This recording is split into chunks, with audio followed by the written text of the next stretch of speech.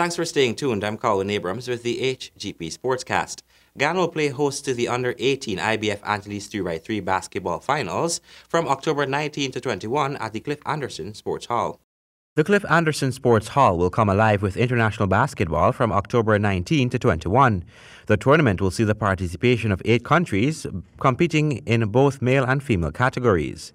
The IBF Antilles 3x3 basketball finals males team are from Aruba, Barbados, Dominica, French Guiana, Guadeloupe, Guyana, Martinique, and St. Lucia.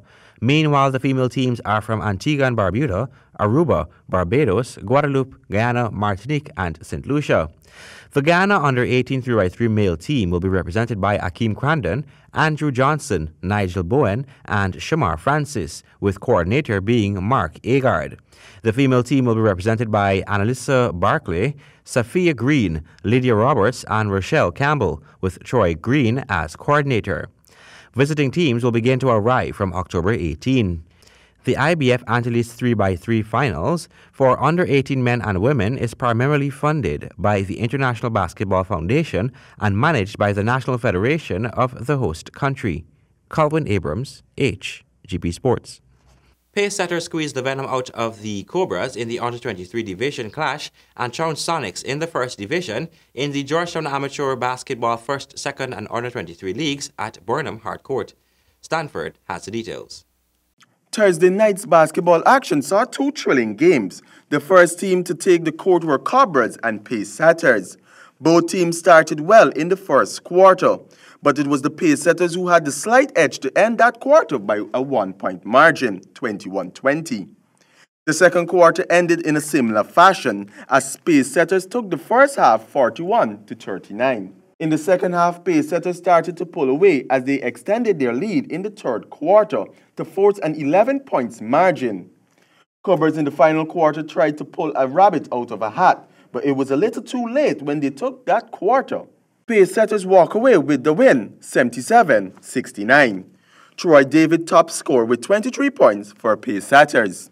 The second game started slowly between the 2 first division teams, with Pepsi Sonics who only netted 5 points to Pace setters 12 in the first quarter. The tempo then picked up in the second quarter. This time Sonics added 16 points to end the first half 3 points behind. In the second half, Pace setters pulled away as they netted 42 points in that half to seal the win 66-51. Reporting for the HGP Sportscast, I am Stanford Howard. With the aim of fostering football development in schools, the GFF presented football equipment to several educational institutes. 5 groups between September 17 and October 4 have benefited from the donation of football equipment to foster the growth and development of the sport among the youth population. The educational institutes, St. Pius Primary School, East Royalville Secondary School, and the Business School, along with the Upper Mazaruni Sports Council and the Lethem Mayor and Town Council, were presented with the equipment, courtesy of the Ghana Football Federation through Nigel White of the Crossfire Foundation, a partner based in the United States of America. Among the items presented were cleats, balls, bibs, cones, and jerseys in a variety of quantities and types. Head teacher of the East Royalville Secondary School, Catherine Fraser, said it will greatly assist the school to participate in future competitions. President of the GFF, Wayne Ford, who was on hand to present the gears to the business school on Tuesday, said he was impressed with the work of the school, especially as it afforded scholarship opportunities to young footballers. The Crossfire Foundation is a club in the United States of America which provides professional training and player development to qualified players to assist them in advancing to play at the highest levels of play available. Colin Abrams, HGP Sports. The Courts Pee Wee football competition, which was scheduled for Saturday at the Ministry of Education ground, has changed timings of the games. This was done to facilitate math lessons for the children. The first 2 matches will begin at 12:30 hours as Sophia takes on Mace and St. Stephen's battle Winford Gardens. And finally, India declared a mammoth first innings score as their bowlers dismantled the Windies' top and middle order on day 2 of the first test in Rajkot. Stanford has the details.